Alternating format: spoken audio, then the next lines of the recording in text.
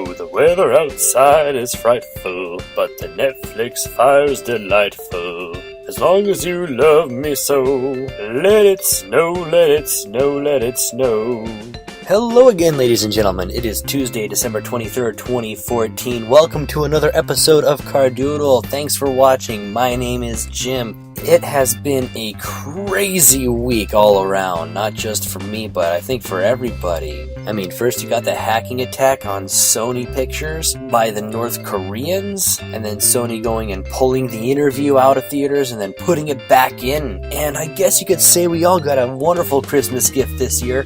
The gift of freedom. Of course, in my line of work, that typically means the freedom to shop and shop and shop. Oh my gosh, it's been a crazy week at work. It's just constant foot traffic in there. When you sell electronics this time of year, it's pretty busy all around. But you know what? I'm lucky I got the next couple of days off. I don't work again till after Christmas. So let's talk a little bit about the upcoming year. We'll of course be returning to Boulder Dash sometime next month. I'll have a date for you as soon as possible for the release of the next episode. What you see right here is actually me creating an outro card for the Welcome to Boulder Dash series. So I'm going to move away from the pre-built white text on black background that I've been using. I've already created the new intro card along with some original music, but I didn't record any of that. I actually created that before I decided to start doing these vlogs. Besides, I really don't want to spoil the surprise.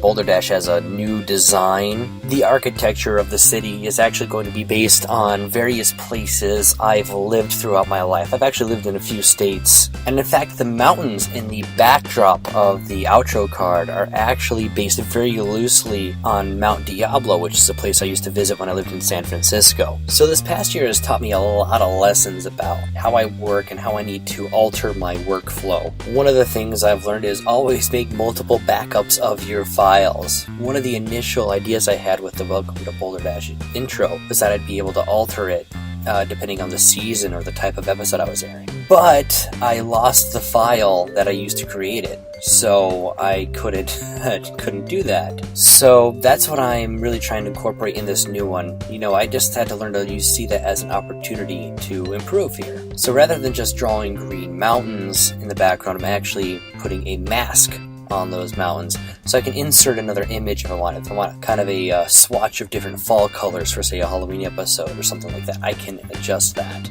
Once the Anime Studio file is done, I export it as a PNG file, and I'm putting it into a program called Motion, and I was able to get a free license legally, so that's what I use to make my intro and outro cards and some of the effects. The snow effect that you may have seen in Naughty or Nice, the holiday special, was generated in Motion. I initially was going to use the Anime Studio snow effect, but there was a weird glitch with it that made it not work.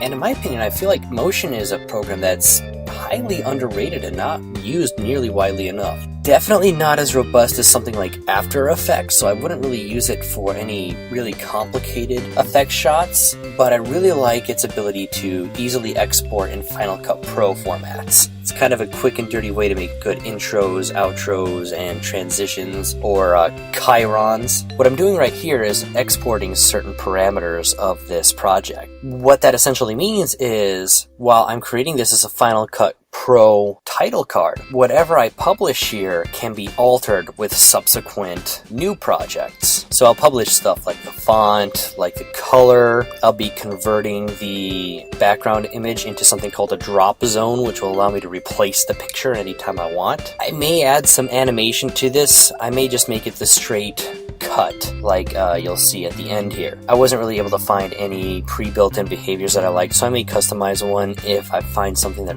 really suits my fancy, but so far I'm thinking simple is going to be better. So with this drop zone, I'm just going to test it with a random image from Imgur. You can probably see my obsession with Calvin and Hobbes in my desktop backgrounds here. In fact, you can probably see my obsession with Calvin and Hobbes and Imgur, since I got those wallpapers from Imgur. Anyway, I'm going to be spending Christmas Eve with my wife this year, and we're probably going to marathon some movies, so I have a question for all of you. What are your favorite kind of off the beaten path holiday movies. I love the classics as much as anyone else, and I'm probably going to watch a few of them this year. But it's always refreshing to find something a little bit new. So if you've got a fun or interesting or unusual holiday movie to suggest, please leave that in the comments section. And same as last week, I do have the question of how can I make this more interesting for you? Do you want to know more about how my cartoons are produced? Do you want me to comment on Hollywood news or animation news or something like that? Do you want to hear more personal stories about my life? Though I don't know why you'd want to know that. My life's kind of boring. Please, if you could, leave those comments as well.